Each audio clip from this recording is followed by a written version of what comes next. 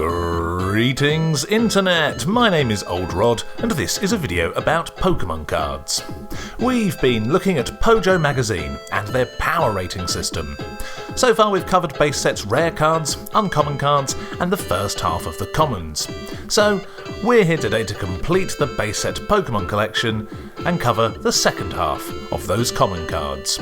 We'll be checking out what power ratings Pojo gave these cards back in 1999, deciding how well those ratings are holding up 26 years later, and re-rating them to what they'd be scored in today's base fossil metagame. 3 or above playable, anything below not worth the deck space. So then, let's complete the base set collection. First up is Onix. Onix is a basic fighting type Pokemon with 90 HP and a retreat cost of 3. Pojo gave Onix a 2 out of 5 with the strat, 90 HP for a basic, it comes at a cost. Retreat cost is high and Rock Throw isn't exactly a killer attack. On the other hand, Harden can keep him out there a while. For 1 fighting energy, Rock Throw does 10 damage, and for 2 fighting energy, Harden means that during your opponent's next turn, any damage done to Onix that is 30 or less is prevented. Now, 90 HP for a basic is obviously great, and a single energy attack is nice too, even if all it does is 10 damage. And Harden will keep Onix alive against low damage attackers. And having that fighting type will make Onix seem appealing against many popular metagame threats. So, is Onix actually usable?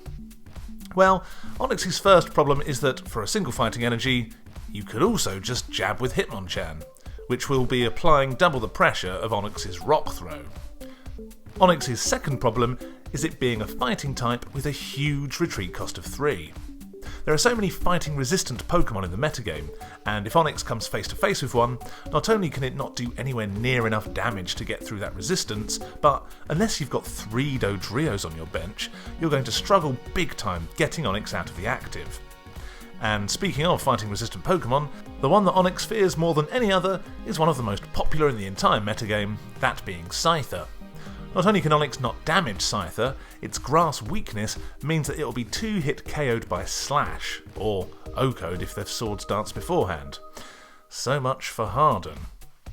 The thing is, Onix, with its high HP, high retreat, and Harden, is clearly designed to be a big, bulky wall, and that's fine. But compare it to Lickitung. Same HP, same retreat, same attack costs. But for 1 energy, Lickitung deals damage and threatens paralysis. And for 2 energy, Supersonic is way more useful than Harden, since a heads coin flip will totally disrupt heavy hitters, whereas the same heavy hitters totally bypass Onix's Harden.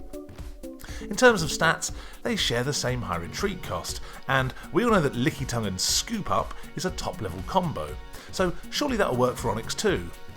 Well, the strat with Lickitung is to absorb something like 60 to 70 damage, then Scoop Up just before it gets KO'd. Of course, you can do this with Onix, but you'll also have to be playing those Scoop Ups whenever you come up against something with a fighting resistance, meaning you'll be burning through those Scoop Up cards in no time. On the other hand, nothing resists Lickitung, so you can tongue wrap anything you like. And speaking of resistance, Lickitung has that psychic resistance that keep it safe from things like Promo Mewtwo. Maybe if Onix got that lightning resistance that other ground types get, it would surely be more useful, particularly in a base set only format where Electabuzz is everywhere.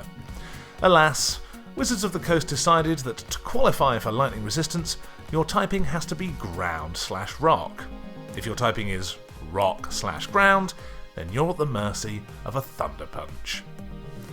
There did seem to be a deck idea 25 years ago that sought to swap between Mr. Mime and Onix with Dodrio, alternating between Invisible Wall and Harden in order to never be damaged by, well, either a big damage attacker or a low damage attacker. The problem here is that Harden can be easily countered with super energy removal, and if your opponent is also playing Dodrio or other switching cards, then they can just as easily swap out into something that can attack either Mr. Mime or Onix. It's a cool idea though, and one that works better in later formats, like in RSPK with the Shedinja decks.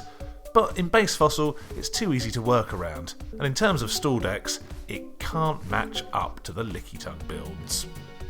As a side note, come base Neo, Onix got an evolution in Steelix, an absolute tank of a card.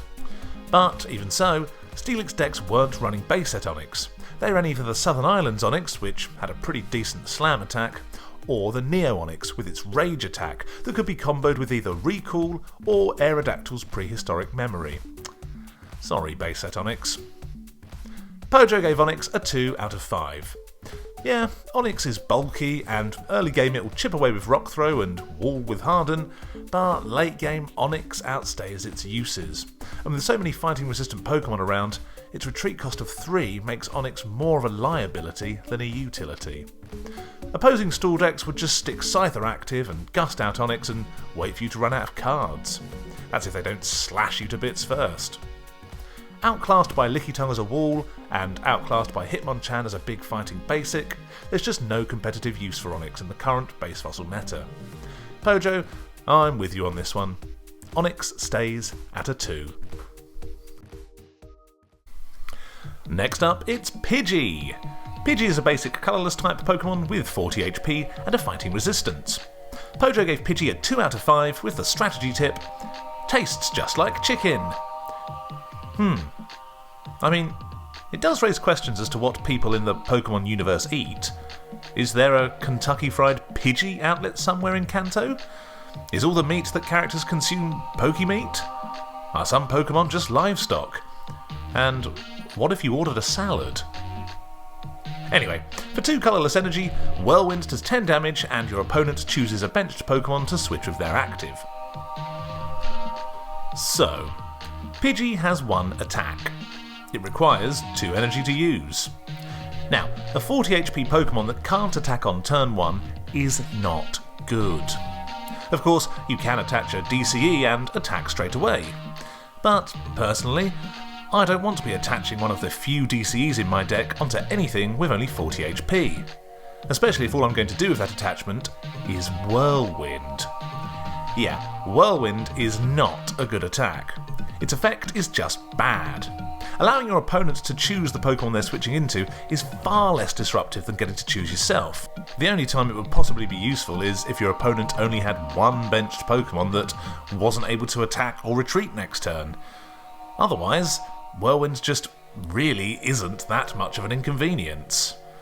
And then what? You attack with Whirlwind? What do? Whirlwind again next turn? Great, your opponent just swaps back to what they had in the active before. It doesn't really achieve much of anything. And this effect makes it incredibly difficult to actually accumulate damage on a single card, since you're always swapping into and attacking something new. As TCG strategies go, this is not a winning one. But look, Pidgey is a pre-evolved form. Sure, it has low HP and a lame attack that requires too much energy, but what about its evolutions? We covered Pidgeotto a few videos ago. It also has low HP and the same lame Whirlwind attack, as well as Mirror Move, which only works if you're playing against total imbeciles. Pidgeot is a more interesting card. Hurricane forces your opponent to shuffle their active Pokemon and all cards attached to it back into their deck. This could potentially win you a game if your opponent doesn't have anything on the bench, or if your opponent is running a Stage 2 deck, especially one that's evolved up using Pokemon Breeder, and has attached a bunch of energy cards, then well, Hurricane is going to seriously annoy them when they have to shuffle all that back into their deck. Unfortunately, Pidgeot's uses, though interesting, are far too situational, especially for a Stage 2 evolution, and, for my money, it just isn't worth having to evolve up from its crummy previous forms. Pojo gave Pidgey a finger-licking 2 out of 5. With low HP, annoying energy requirements, and an attack with a usually useless effect, the only thing Pidgey has going for it is its fighting resistance. Not quite as bad a card as Ghastly or Magikarp, but pretty close. Pidgey, I'm giving you a 1.5. Hey, don't I recognise this next guy from Super Smash Bros? It's Pikachu. Pikachu is a basic lightning-type Pokemon with 40 HP. Pojo gave Pikachu a 2.5 out of 5 with the strat, this is a good basic Pokemon. And as we all know, this popular Pokemon is as cute as can be. Aww. For 1 colourless energy, Gnaw does 10 damage, and for 1 lightning and 1 colourless energy, Thunder Jolt does 30 damage, flip a coin, if tails, Pikachu does 10 damage to itself. Let's start off with the bad news. The bad news for Pikachu is that not only does it have a lowly 40 HP, but it has a fighting weakness. Turn 1 jab, and it's bye-bye Pikachu. Pikachu does have a single energy attack in Gnaw, but it can't paralyse like, say, Magnemite can. So, against a Hitmonchan, Pikachu either needs to retreat, or it's going down. The good news, however, is that Thunder Jolt is actually pretty good. 30 damage for 2 energy is decent, and with only one of the energy requirements being Lightning, it's a familiar attack to Electabuzz's Thunder Punch, and as we're all aware, Electabuzz is a very good card. Pikachu's Thunder Jolt, with the help of a plus power, will Oko a Dodrio, and what with the metagame currently swarming with the 3-headed Roadrunners, does Pikachu have a nice little metagame niche? Well, no, because you'd just run Electabuzz. Not only does Electabuzz have 30 more HP than Pikachu, its single energy attack can paralyse, and Thunder Punch can Oko Dodrio without a plus power. If Electabuzz is the safe Dodrio counter, and Magnemite is the rogue Dodrio counter, then Pikachu just doesn't get a look in. And what about its evolution, Raichu? Well, we covered Raichu previously, and the headline was essentially, just play Electabuzz. Raichu's energy requirements are too high for too little return. Stick with the buzz, and keep your Pikachus safe at home. Pojo gave Pikachu a 2.5, with its cuteness gaining it some extra points. Well, cuteness doesn't mean squat on my channel. As useful as Thunder Jolt could be, it's not doing anything that an Electabuzz can't already do.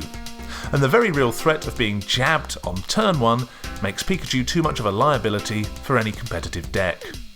I'm giving Pikachu a 2. Next up, Poliwag. Poliwag is a basic water-type Pokemon with 40 HP. Pojo gave Poliwag a 2 out of 5 with a strat, the building block of many good water decks, with a minor league but still effective water gun attack and acceptable hit points. For 1 water energy, Water Gun does 10 damage, plus 10 additional damage for each extra water energy attached to Poliwag, capping out at 30 damage. Is Poliwag really the building block of many good water decks? Not anymore. In the base fossil meta, there's only one water deck in the race, and that's Rain Dance, a deck that doesn't run Poliwrath anymore, and therefore doesn't run Poliwag. I've spoken before about how optimised the Rain Dance list is. Articuno and Lapras are Blastoise's partners, and there just isn't really any wiggle room. Rain Dance with Poliwrath, and by extension Poliwag, is potentially an option in a base-only format, or even base jungle, before Articuno and Lapras were even printed. The Poliwag line is an interesting option, due to it not sharing the same lightning weakness as Blastoise, and thus giving you some coverage against Electabuzz, making Poliwag a better Squirtle partner than Magikarp or Seal. Also, in a base-only format devoid of Scythers, the grass weakness isn't much of a big deal. Poliwag's downside, when compared with Squirtle, is its lack of a stalling move. Sure, Poliwag's Water Gun can deal 30 damage in a pinch, but who wants to be putting 3 energy cards on a Pokemon with only 40 HP? Despite all the potential uses of the Poliwrath line in a base-only or base-jungle format, I'm afraid it's the base fossil metagame we're here to discuss, and for me, Poliwrath just can't replace the fossil cards, meaning the rest of the tadpoles are rather surplus to requirements. Pojo gave Poliwag a 2 out of 5. 40 HP is not what I'd call acceptable, Pojo. I think the word you're looking for is fragile. And with an attack that can't stall and requires energy investment to pose even a remote threat, Poliwag ends up as another rank-and-file pre-evolved critter that needs to stay on the bench until you find an evolution. And even then, you're better off with Articuno. Poliwag gets another 2. Onwards to Ponyta. Ponyta is a basic fire-type Pokemon with 40 HP. Pojo gave Ponyta a 2.5 out of 5 with the strat. For a mere 2 fire energy, you can suck 30 HP from your opponent, 60 if a plant Pokemon, and it costs just 1 double colourless for a 20 move. For 2 colourless, or indeed 1 double colourless energy, Smash Kick does 20 damage, and for 2 fire energy, Flame Tail does 30 damage. Now, as Pojo pointed out, Ponyta has some decent firepower, pardon the pun, for a pre-evolved Pokemon. 60 damage on turn 2 will scare those pesky plant Pokemon, and if you slap on a plus power, that's an Oko on a Scyther. Thing is, Charmander sort of has this niche of fiery Scyther Slayer already covered. Ponyta's best use isn't actually Flame Tail, nor is it needed in fire energy decks. So what is it? First of all, its purpose is still to take down Scythers, but if you can find one of those DCEs, then Smash Kick can do 40 on turn 1, and can KO the Scyther the turn after. The risk is being energy removaled, but that same risk applies if you're setting up a Flame Tail. What Ponyta can also do is evolve into Rapidash. Now, I'm a big Rapidash fan. Free Retreat and 70 HP are obviously great, hence Scyther's popularity, but so is being able to, like Ponyta, attack for a single DCE. Smash Kick and Stomp sharing that single DCE costs make both these horses very simple to power up. If Ponyta is facing a Scyther turn 1, you can even withhold attaching the DCE if you're worried about energy removal, and instead wait till turn 2, evolve up into the Rapidash, slap on a plus power, and try to hit that Oko with a heads coin flip. I'm a big fan of partnering Rapidash with Hitmonchan, since they hit that dastardly stall deck pair of Scyther and Lickitung for weakness, with Rapidash covering Hitmonchan's poor matchup against the fighting resistant Scyther.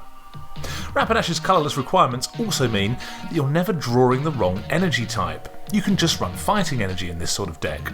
But I'll talk more on Rapidash in a future video. Back to Ponyta. And it's not just the Rapidash Hitmonchan deck that sees Ponyta popping up in the meta. Remember those potpourri donk decks? Yep, a veritable kaleidoscope of Pokemon types all teaming up to hit the meta's most popular Pokemon for weakness. And again, Ponyta's job is Scyther Hunter. These decks often run a whole rainbow of energy types, allowing you to power up Flame Tail if you like, but the DCE option with Smash Kick is still there too. Sometimes these decks even run Electrodes to buzz up and power up whatever Pokemon is called upon. As unreliable as I find these multicoloured energy decks, it goes to show that Ponyta's utility as a Scyther counter is real, and turn 1 it can pressure Scyther more than Charmander. Ponyta's biggest downside, especially when compared with Charmander, is that its 40 HP really is low. Against an Electabuzz or Hitmonchan that you're not threatening weakness against, poor Ponyta is going down on turn 2. Pojo gave Ponyta a 2.5 out of 5. I really like Rapidash, and as such I've found Ponyta to be a useful Scyther counter when needed. More HP would be nice, but it can pose a genuine attacking threat. Although not quite as solid as Charmander, I'm still giving Ponyta a perfectly viable 3 out of 5. Next up, Rattata. Rattata is a basic colourless Pokemon with 30 HP, free retreat and a psychic resistance. Pojo gave Rattata a 2 out of 5 with the strat, this Pokemon has bite. Unfortunately though, its 30 HP restricts it to the bench more often than not. For 1 colourless energy, bite does 20 damage. Now, 20 for 1 energy is great. Look no further than Hitmonchan's success for proof. Not only that, 20 for 1 colourless energy is really great, making Rattata splashable into any coloured deck. So, what sort of decks might you see Rattata in? Well, back in 1999, one idea was a deck simply made up of common cards that could deal 20 damage on turn 1 just to overwhelm your opponent with fast, cheap attacks. As fun as this deck is, this army of low HP critters is a bit too fragile to be a seriously competitive deck. Well, what about Rattata as a tech option in other types of deck? Rattata's psychic resistance does give it a nice meta niche though, and that's as a Mr. Mime counter. Meditate can't damage Rattata, and Rattata will two-shot a Mr. Mime with bite. This, alongside its colourless typing, could make Rattata a decent tech option in decks that are usually vulnerable to Mr. Mime. Unfortunately, most of these decks tend to already have better, less fragile Mr. Mime counters. Rain Dance has Lapras. Venusaur has Ivysaur. Wigglytuff has Jigglypuff. Not to mention all the Hitmonchans and Ghastlies that are out there in the meta. Well, there is one other fun use for Rattata, and that's as a Ditto counter. If you're able to put 30 damage on an opposing Ditto, then switch into Rattata, you've just KO'd Ditto before even attacking. The thing is, if you want to pull off this sneaky little trick, there are other low HP Pokemon that you can use, without having to include a Rattata in your deck. Evolution decks like Raindance, Venusaur or Dragonite already come with their lowly HP pre-evolved forms that you can swap into to counter a Ditto in this way. The Lickitung Stall decks have Mr. Mimes, again with only 40 HP. And Wigglytuff decks might already be playing a Mankey for its peak power. Perhaps if you're playing a classic Haymaker deck of 70 HP bad boys, a 30 HP Rattata might be a worthwhile inclusion, specifically for those Ditto matchups. Maybe Mankey is a more useful inclusion all round in these sorts of decks though. But yeah, a surprise Rattata can definitely undo a Ditto. We did speak about Rattata's evolution Raticate in a previous video, and the potential combo with Mr. Mime, but Superfang just takes too long to set up, and the 60 HP of Raticate is too low to make Raticate a viable card. In fact, you're usually better off just not evolving Rattata at all. Pojo gave Rattata a 2 out of 5. Rattata's got great bottom stats, and a great 20 for 1 colourless energy attack, but all at the expense of horribly low HP. On top of that, its fighting weakness makes it susceptible to the all too real possibility of a turn 1 jab Oko. Needless to say, Rattata isn't a card to be building a deck around, but is it worth a one-off inclusion as a Ditto counter? Maybe. I can see why you would, especially in a classic Haymaker build, but I'd recommend Mankey over Rattata, since you can at least get some more long-term use out of its peak power. Rattata, I do like you, but I don't think I can safely call you a competitive card. I'm gonna have to give Rattata a 2.5 out of 5. Up next, it's Sandshrew. Sandshrew is a basic fighting type Pokemon with 40 HP and lightning resistance. Pojo gave Sandshrew another 2 out of 5 with the strategy useful against lightning decks, otherwise mostly not that useful, even on the bench. Sand Attack is one of the wimpier moves out there. For 1 fighting energy, Sand Attack does 10 damage, then if the defending Pokemon tries to attack next turn they have to flip a heads, otherwise their attack does nothing. Right then, Sandshrew is good against those lightning decks, eh? Lightning decks such as... Yeah, in the metagame of 2025, there aren't any lightning decks. You'll see Electabuzz in Haymaker decks, but partnered with other big basics that aren't going to be worried about a Sandshrew. The only other lightning deck that you might see pop up in the meta is Zapdos, but there really isn't much that a Sandshrew is going to do against a fully powered up Zapdos, which resists fighting anyway. The reality is there just aren't lightning decks in the meta. There's Electabuzz, and that's basically it. But with lightning resistance and type advantage, is Sandshrew a useful Electabuzz counter? Yes, but also no, just use Hitmonchan. Hitmonchan will 2-shot Electabuzz for only 1 energy and has a lot more HP than Sandshrew. What else can Sandshrew do? Well, it's got a single energy attack in Sand Attack. Pojo branded this move decidedly wimpy, but for 1 energy, the ability to do chip damage and stall your opponent is totally fine, and it's what makes Fossil Magmar such a good card. Plus, when you've only got 40 HP, throwing sand at your opponent in the hopes that they'll miss their attack is a pretty good strategy. But maybe Sandshrew's best use is to evolve into Sandslash.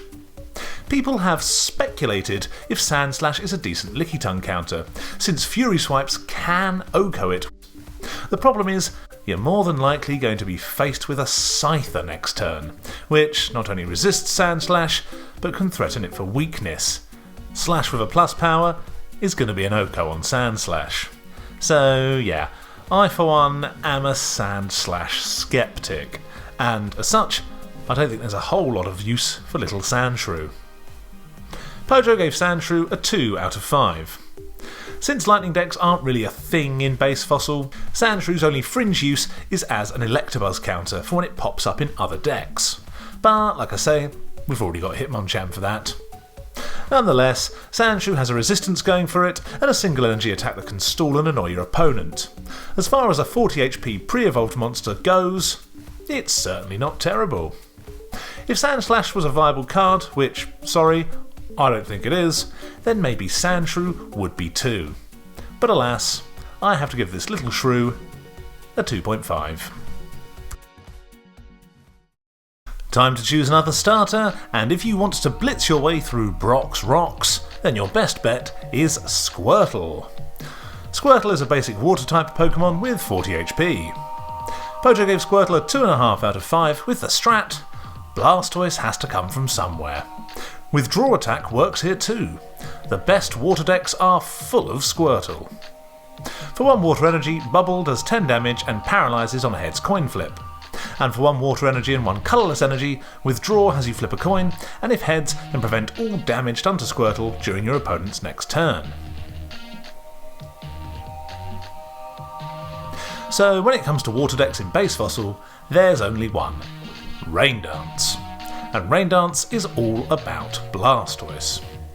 Blastoise's Rain Dance power allows you to attach as many water energy cards onto your water Pokemon as you like in a single turn. In a format full of energy removal, this sort of energy acceleration is super powerful. It's so powerful that if you're running water energy, then you're running Blastoise.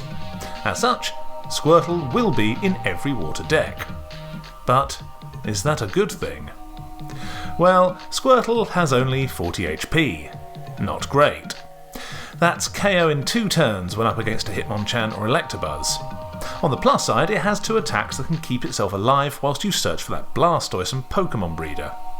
Bubble, for only 1 energy, can hopefully paralyse, and Withdraw can also stop Squirtle getting damaged, but you hardly ever use Withdraw since it takes an extra energy. But in theory, successful Withdraw will 100% keep Squirtle safe, whereas a paralysed Pokemon can always be scooped or switched out of its affliction. But ultimately, you want to get Squirtle evolved into Blastoise ASAP, and most Rain Dance players are aiming to do this on turn 2. So as long as Squirtle can survive for 1 or 2 rounds, depending on who goes first, then you're good, and it has 2 attacks that are designed to hopefully achieve that. Squirtle's only other use, aside from evolving, is as a Mr. Mime counter. Rain Dance decks with its big attackers can struggle against Mr. Mime's invisible wall power, which means you may have to rely on Squirtle's Bubble to deal with it. Ideally you'll be using Lapras and hitting Mr. Mime with a couple of water guns, but myself and many other Rain Dance players know what it's like having to call upon Squirtle to do some last-ditch mime busting. Pojo gave Squirtle a 2.5 out of 5. Squirtle is one of several 40 HP Pokemon that, despite its low HP, is gifted a single energy attack that can stall your opponent whilst it tries to evolve. Compared to the other 3 starters, it's clearly outgunned by Charmander, but it is better than Bulbasaur, since it can attack on turn 1. Squirtle, undeniably fragile, but undeniably crucial for any and all water decks. I'm agreeing with Pojo, and giving Squirtle a 2.5. Next up, we've got Starmie. Starmie is a Stage 1 Water-type Pokemon with 60 HP. Pojo gave Starmie a 1.5 out of 5, with the strat, wouldn't you like just a little more out of your Pokemon when you evolve them? For 2 water energy, Recover has you discard water energy from Starmie and then remove all damage counters from it. And for 1 water and 2 colourless energy, Star Freeze does 20 damage and paralyses on a heads coin flip. So, if you're running Blastoise in Rain Dance, you've got some heavy hitting options. Articuno, Gyarados, Poliwrath, Dugong. I mean, if we're being honest, just choose Articuno, it's objectively the best choice, but the point is, these are high HP monsters that can hit for 50 damage turn after turn. So, in what universe would you ever choose to play Starmie? This silly starfish can do 20 damage and maybe paralyse. Whoopee!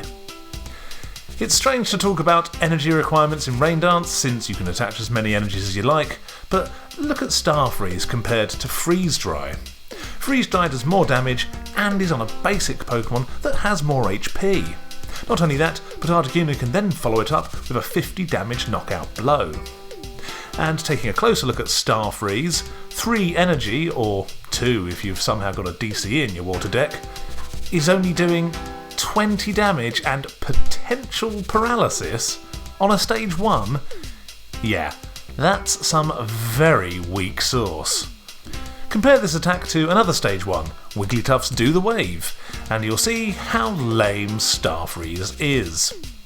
Starmie's pre-evolved form, Staryu, can do 20 damage for just 1 energy. Then, if you chose to evolve it, to do the same 20 damage, you'd have to attach an extra 2 energy. What a rip-off! And like I say, you might not even get the paralysis flip. God dear, it's not looking good for Starmie. Plus, it's a final form evolution with only 60 HP. That's fossil expansion levels of bad. And sure, it can heal itself, but why bother? It's honestly one of the wussiest evolved Pokemon in the entire format. It isn't often that evolved forms are printed as commons, but in Starmie's case, I can see why. Pojo gave Starmie a 1.5 out of 5, and they weren't wrong. Low HP, an attack that is both weak and expensive, and a water Pokemon that cannot begin to compare to all the other Rain Dance options out there. The best thing to combo Starmie with isn't Blastoise, it's Devolution Spray. I'm keeping Starmie's score at 1.5. Next up, Staryu. Staryu is a basic water-type Pokemon with 40 HP. Pojo gave Staryu a 2.5 out of 5 with a strat. Isn't this strange? This basic Pokemon is better than its evolved form. For 1 water energy, Slap does 20 damage. So, we've established that Starmie is rubbish and not worth evolving into. So, is there any use for Staryu? Well, back in the day we see it here as part of this ferocious commons archetype, and this is an archetype that has evolved into the potpourri donk decks of today. Staryu, alongside your Ponytas, Machops, Magnemites, is a staple in these anti-meta builds, and Staryu's job is to hit Fossil Magmar for weakness. Slap doing 20 damage for 1 energy is obviously great, but hitting Magmar for 40 damage on turn 1 is really good. Being able to KO a Fossil Magmar on turn 2 for only 1 energy makes Staryu Fossil Magmar's biggest threat in the meta. Biggest threat in the first couple of turns of a game anyway. Sure, a fully powered Rain Dance mon like a Blastoise or Articuno is going to hit a Magmar for an Oko, but you need to get to turn 2 to evolve up into Blastoise first. So, technically, Staryu is just as deadly in the first 2 turns of the game as any other Rain Dance Pokemon. Plus, you're not having to use up all those resources to do all that evolving. Staryu just requires itself and a single water energy. It's mean, it's lean, and it's ready to slap. Staryu's problem is that, aside from taking out Magmars, it doesn't have any other uses. 40 HP is too low to allow it to go toe-to-toe with any of the meta's big attackers, and it can be OHKO'd by big basics like Mewtwo, Electabuzz, a Special Punch Hitmonchan, and don't even think about sending it out against the big evolutions. But hey, as a first turn attacker, Slap for 20 is solid against anything, and Slap for 40 is fantastic. With a plus power, you're OHKOing Charmander, and although water-weak Pokemon aren't as prevalent as, say, fighting or lightning-weak Pokemon in the current meta, against the right deck, Staryu can be a proper menace. Pojo gave Staryu a 2.5. As sceptical as I am about the potpourri anti-meta decks, due to their overall fragility and reliance on specific energy types, there's no denying that Staryu does have a niche in the competitive scene. These potpourri decks are nowhere near top tier, but every now and again they can take some quick prizes and win by overrunning the opponent in the early game. I like Staryu. I like Slap. I'm giving it a very rogue 3 out of 5. Time now for Tangela. Tangela is a basic grass-type Pokemon with 50 HP. Pojo gave Tangela a 2.5 out of 5 with a strat. You'll get solid attacks with Tangela, however the attacks probably cost way too much for what they deliver.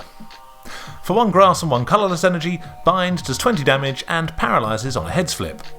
And for 3 grass energy, Poison Powder does 20 damage and auto-poisons.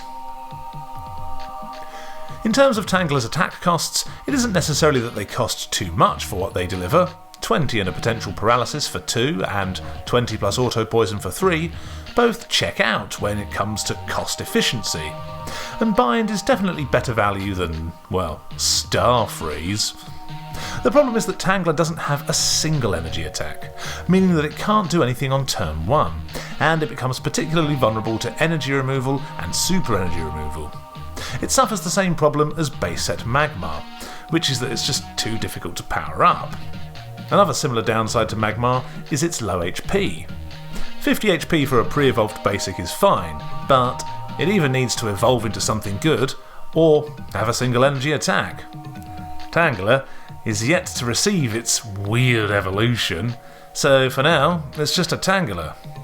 On top of this, and again, similar to Magmar, it's got a retreat cost of 2, which feels unnecessarily high for a 50 HP Pokemon that's only dealing 20 damage, plus a bit of poison.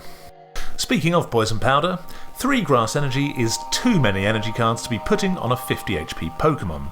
The risk of being KO'd and losing all that energy is just too real. Furthermore, there's already a Pokemon with this attack, one which finds itself as an auto-include in many grass decks as part of an evolution line, that being Ivysaur. Since Venusaur decks are already playing Ivysaur, there's no reason to also play Tangela. Ivysaur has more HP, a smaller retreat, and, evolves into Venusaur, making Tangela redundant. Unfortunately, there's no other decks I can see Tangela working in. Apart from Venusaur, the only other top grass deck is the OG Lickitung stall, but no, I don't think Tangela is finding its way into that deck ahead of a Scyther. A brutal combo of low HP, high cost attacks and high retreat cost make Tangela more of a hindrance than a help. At least base set Magmar can hit Scythers for weakness and threaten Okos. There isn't really anything good in the meta that's weak to grass, and even so, Tangela isn't doing enough damage to threaten Okos anyway. Pojo gave Tangela a 2.5. For me, Tangela is very much the grass version of base set Magmar, suffering from all the same setbacks, but with less firepower. Your opponent just isn't going to be worried if they see you playing down this wobbly mass of vines. Sorry Tangela, but I'm bumping your score down to a 2. Careful what you pick up, because that Pokeball might just be a Voltorb. Voltorb is a basic lightning Pokemon with 40 HP. Pojo gave Voltorb a 2 out of 5 with the strat: this is good bench Pokemon for what it becomes, Electrode, not what it is, a basic Pokemon wimp. For 1 colourless energy, Tackle does 10 damage. So, Voltorb's evolution, Electrode, is good. Its Buzzap power has made it its own archetype, partnering with Lass and a big damage attacker. What started off as a partnership with Zapdos has evolved into a partnership with Arcanine, as well as some more fringe options like Executor, Machoke, Charizard and many other donk deck options. But what about Voltorb? Well, there isn't a whole lot to discuss here. 40 HP and a 10 for 1 attack. It's about as basic as it gets. 40 HP is bad, and unlike many of the other 40 HP cards, this Voltorb doesn't even have any stalling attacks to keep it from being KO'd. It's just 10 damage, plain and simple. The worst part is that Voltorb has the dreaded combo of 40 HP and a fighting weakness, meaning that Hitmonchans are just itching to jab it straight to the discard pile. The best thing that can be said for Voltorb is that you can use Tackle for any colour energy, so that if by some horrible stroke of luck you actually have to attack with Voltorb, any energy type will do, which I guess is something. But like I say, all you're doing is 10 damage and praying you don't get KO'd next turn. Pojo gave Voltorb a 2 out of 5. But yeah, come on. You can't get much more basic than Voltorb. 40 HP, 10 damage flat, that's all you're getting. On top of that, a fighting weakness and no resistance. You definitely want this orb safe on your bench. The active spot is no place for this angry ball. Well, look, it's got more HP than Magikarp, so, could be worse. I'm giving Voltorb a 1.5. Next up, we got Vulpix. Vulpix is a basic Fire-type Pokemon with 50 HP. Pojo gave Vulpix a 2.5 out of 5 with a strat. Confuse Ray is expensive. Solid HP brings it into consideration, but it's useful only if you know what to do with Ninetales. For 2 Fire Energy, Confuse Ray does 10 damage and confuses on a heads coin flip. So Pojo are fairly accurate with their assessment of Vulpix. 50 HP is solid for a pre-evolved form, and Confuse Ray is, well, maybe not expensive. Confusion on basic Pokemon tends to follow the trend of, for 1 energy, you just get to flip for Confusion, and for 2 energy, you get to do 10 damage and flip for Confusion, since Confusion really is a devastating affliction. So it's not that Confuse Ray is expensive per se. The problem is that Vulpix doesn't have a single energy attack. This means that turn 1, Vulpix isn't doing anything, and powering it up becomes a chore due to energy removals. But is all of this worth it once you've evolved into Ninetales? Unfortunately not. Ninetales requires a whopping 4 fire energies to attack, and then has to discard 1 every time it uses Fire Blast. It's just too energy intensive, and too difficult to power up, and is made totally unviable by super energy removal. So yeah, when there's no hope for Ninetales, then there ain't no hope for Vulpix. Pojo gave Vulpix a 2 out of 5. 50 HP is fine, but no single energy attack and an evolution that just isn't playable means that Vulpix won't be seen in the metagame anytime soon. Pojo's score ain't being changed this time. Vulpix, you're staying at a 2. And here we are at our final Pokemon of the base set expansion. It's Weedle! Weedle is a basic grass-type Pokemon with 40 HP. Pojo gave Weedle a 2.5 out of 5 with the strat. Weedle's poison is a nasty side effect in the early game and a surprise tactic in the later game. For 1 grass energy, Poison Sting does 10 damage and poisons on a heads coin flip. So then, first things first, its evolution. Weedle's destiny is to become Beedrill, which, unfortunately, just isn't that great. We spoke in a previous video that, for a Stage 2 card, Beedrill just doesn't do enough. Its attacks are either unreliable or expensive, and a Stage 2 without a Pokemon power just feels underwhelming. With that said, does Weedle have anything going for it? 40 HP is low, but it does have a single energy attack. Now, unlike its Viridian Forest counterpart Caterpie, Weedle's attack isn't designed to try and stall and keep itself alive. Caterpie can paralyse with String Shot whilst you find a Metapod. Weedle hopes to poison. Now, a poison Pokemon can still attack, so maybe Poison Sting doesn't keep Weedle from being KO'd in the same way that String Shot can. But a poison Pokemon might choose to retreat to the bench, and in doing so, give Weedle an extra turn without being knocked out. It's a slightly riskier strategy, but if your opponent can't swap out, that poison might just end up doing the extra work in the long run and add up to a KO. As Pojo said, poison is a nasty early game side effect, as that damage can quickly add up. But I don't think I agree with Pojo's claim that poison is also a late game surprise. By the end game, where creatures are evolved and attacks are powered up, I think things might have gotten a bit too spicy for a 40 HP Weedle. Pojo gave Weedle a 2.5 out of 5. Hey look, being poisoned is not fun, especially on turn 1. But with only 40 HP, no true way to stall, and an evolution line that just falls below the viability threshold, I'm afraid you don't need to be playing Weedle in any deck. I'm giving Weedle a 2 out of 5.